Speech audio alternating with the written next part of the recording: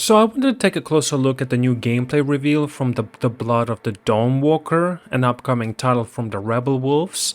It's a studio formed by former CD Projekt Red developers.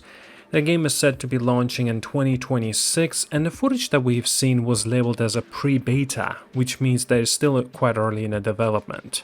That gives the team room to refine systems, adjust balance, and add more content before the release.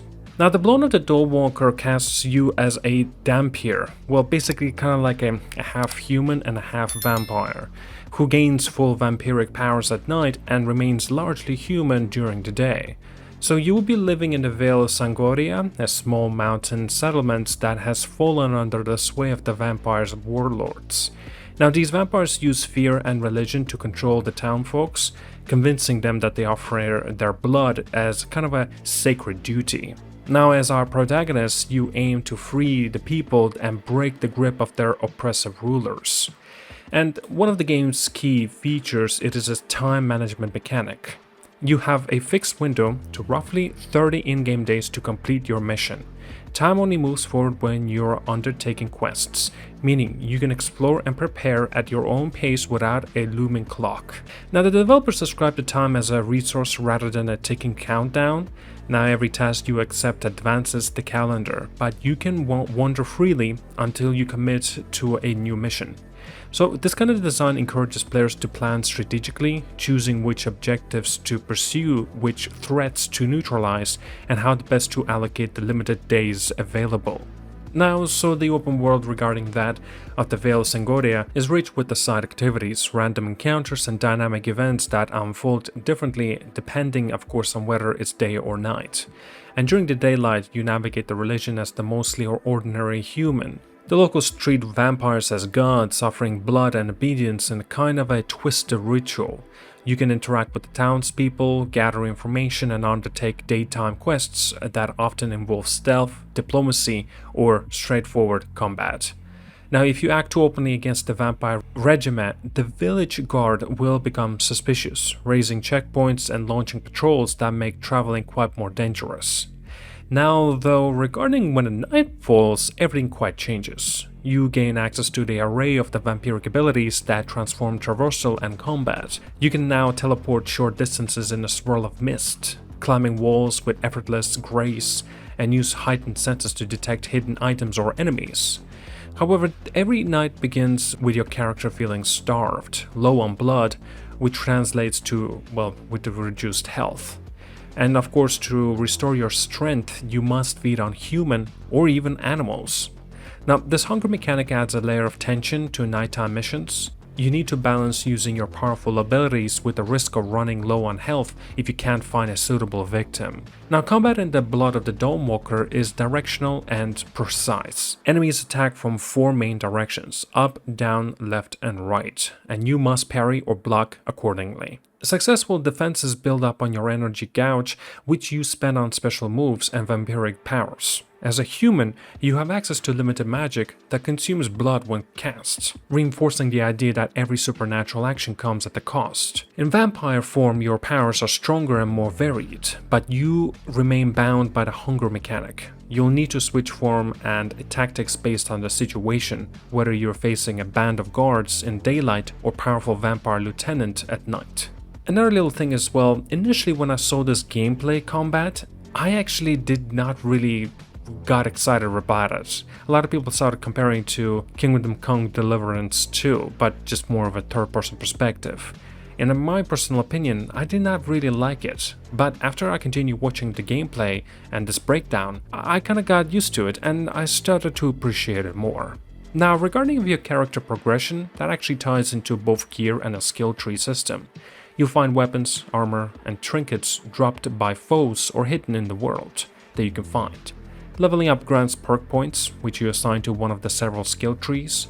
There's a human, vampire, and kind of a shared abilities. And there's also a fourth branch unlocks special enhana for your vampire form. This structure allows for a diverse build tailored to your preferred playstyle. Now, you can focus on stealth or diplomacy as a human, pure brute force as a vampire, or maybe even balanced combination of the two. Quite an intriguing aspect of the demo was that the game's narrative freedom. Almost any NPC can be killed if you have the skill to do so. This can unlock you out of the certain quests or alter the story in unexpected ways. As one example was pointed out, you can choose to face a boss in a cathedral during a daytime quest, although this encounter is meant to occur later in the campaign. A daring player might defeat the boss early on, provided of course if they're skilled enough. Such moments illustrate the game's promise of a player agency and unpredictable outcomes. It remains to be seen whether these choices lead to genuine distinct story branches or simply cosmetic variation. But the potential certainly is quite interesting. Now, regarding with also exploring Vale Sangoria, the game balances structures, missions with organic exploration. And during the daytime, you might discover abandoned shrines where villagers once worshipped ancient deities before the vampire arrived. At night, the same shrine might host blood rituals or serve as a kind of like a spawning grounds for lesser vampires. You'll also encounter random events, a merchant under the guard's protection, an injured traveler in need of an aid, or a group of vampire hunters camped near a cave. These sorts of encounters can yield rewards, lore, or new quest lines, and they change depending of course on your reputation and the time of the day. Now, regarding that, reputation actually plays quite a subtle but important role. If you overtly challenge vampire authority, townfolks become fearful and hostile, leading to more frequent patrols and checkpoints. Conversely, you can adapt a kind of a more of a low-key approach, helping small groups quietly and avoiding drawing attention.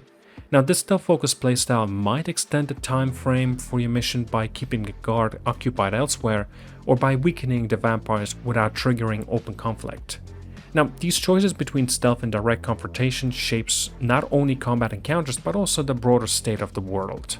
Now, beyond the main quests, the demo highlighted crafting and resource gathering. You can collect herbs, animal blood, or brew potions, maybe even create tools. Crafting feels deliberate. You need to gather ingredients from both the environment and of course fallen enemies. Then find workstation. An alchemist table by the day or a hidden lair by the night, you can basically combine them. Potions can heal, boost damage, or maybe even enhance your senses, offering tactical advantages in the tough fights or tricky stealth operations.